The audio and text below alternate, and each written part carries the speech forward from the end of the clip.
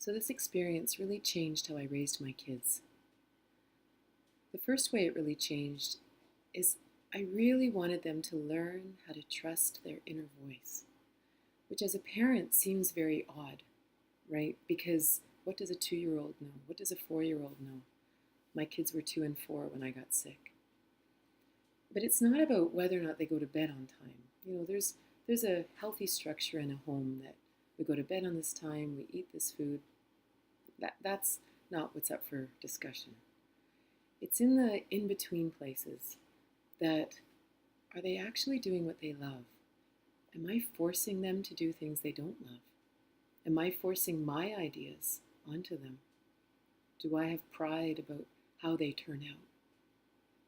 What if I have an idea for what I want my children to look like, act like, or become?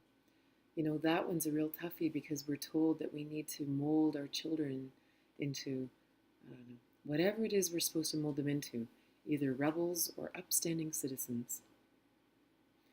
But the truth is, they just need to become who they are.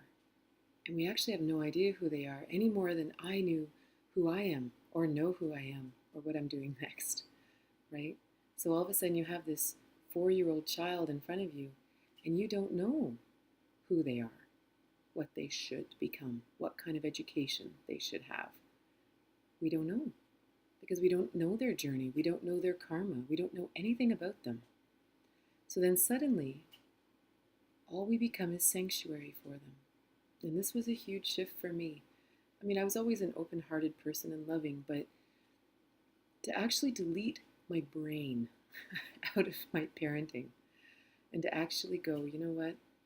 The rest of the world will judge them. The rest of the world will tell them what to do and when to do it. They only have one mom. So I'll be sanctuary. I'll be the one place that they can always come, and I'll just love them. And I love loving them. Like, this is my favorite thing.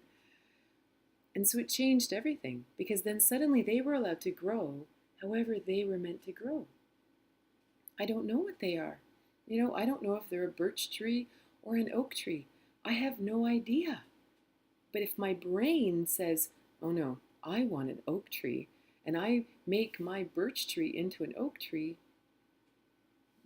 I don't really have to explain that. So that really changed everything.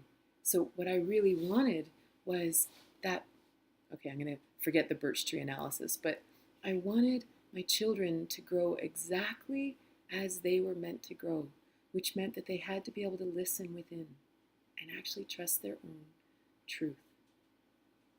So for example, my daughter, she was always really good. She was always like, nope, this is what I want, this is what I don't want.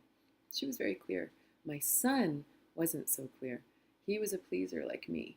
So even when he was little, I would ask him, so, Aaron, what do you want to do with that? And he'd say, he'd be watching me, figuring out what the right answer was.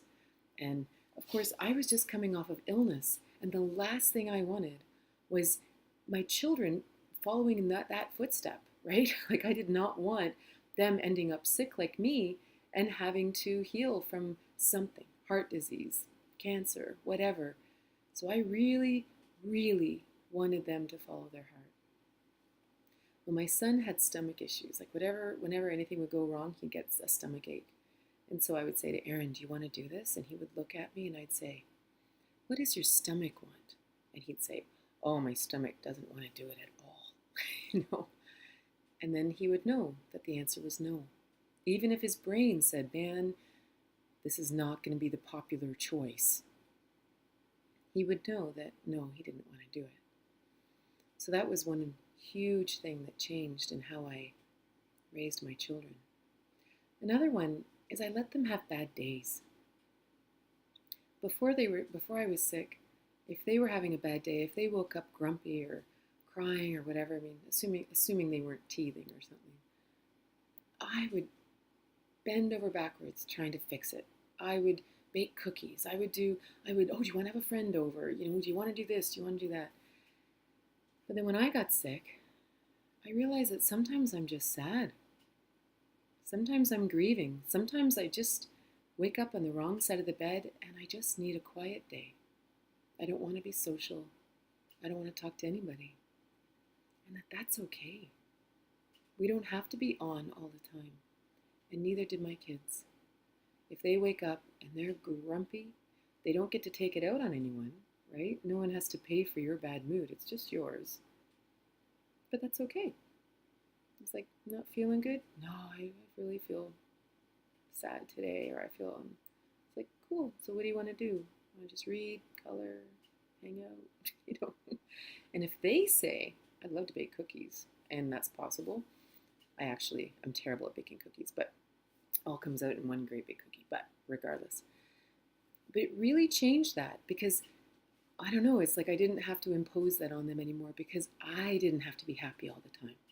And again, me not being happy all the time didn't mean I was angry all the time or bitchy all the time. But if I was angry, I would still be kind. Like, kindness is really important with children. It's that being sanctuary, right? But you could say to them, I'm really not happy today for some reason. I'm angry at something, or I'm just angry. So I may not want to play today. I might just read and hang out or work on the computer or something. And the kids know that because they feel the truth in that. And they go, okay, cool.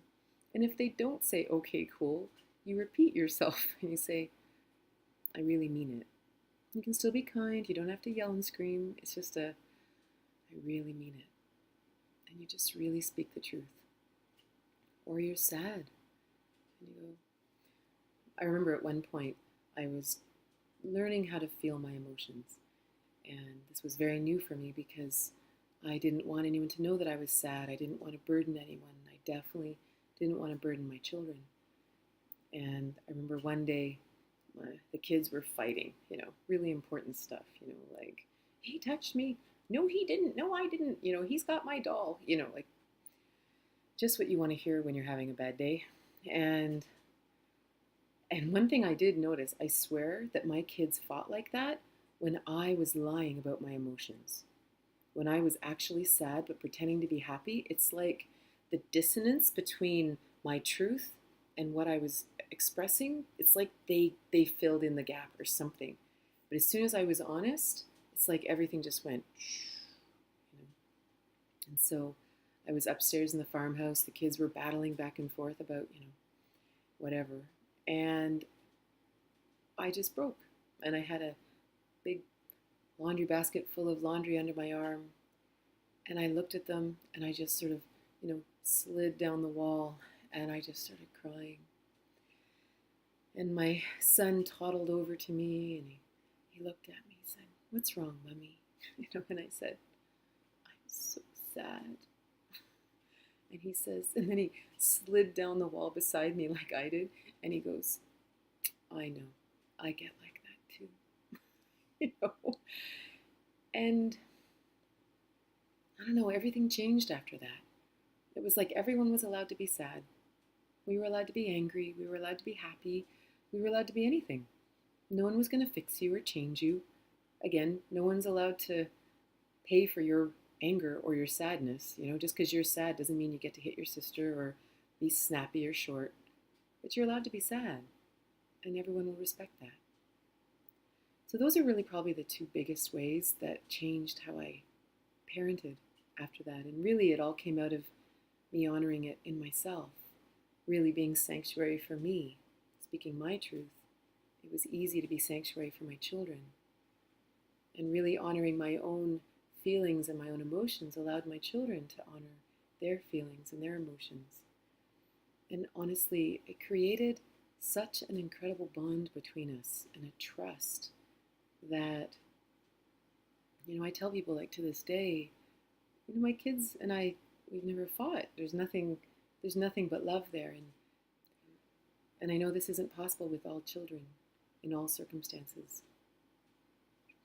But when it starts with us and we become that sanctuary for us, it becomes a little easier no matter who the child is.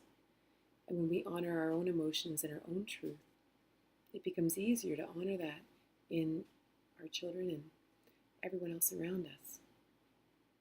And so I have to say that of all the great changes that the illness and that journey of listening within brought me. I think that really beautiful bond between me and my children was certainly probably my favorite takeaway.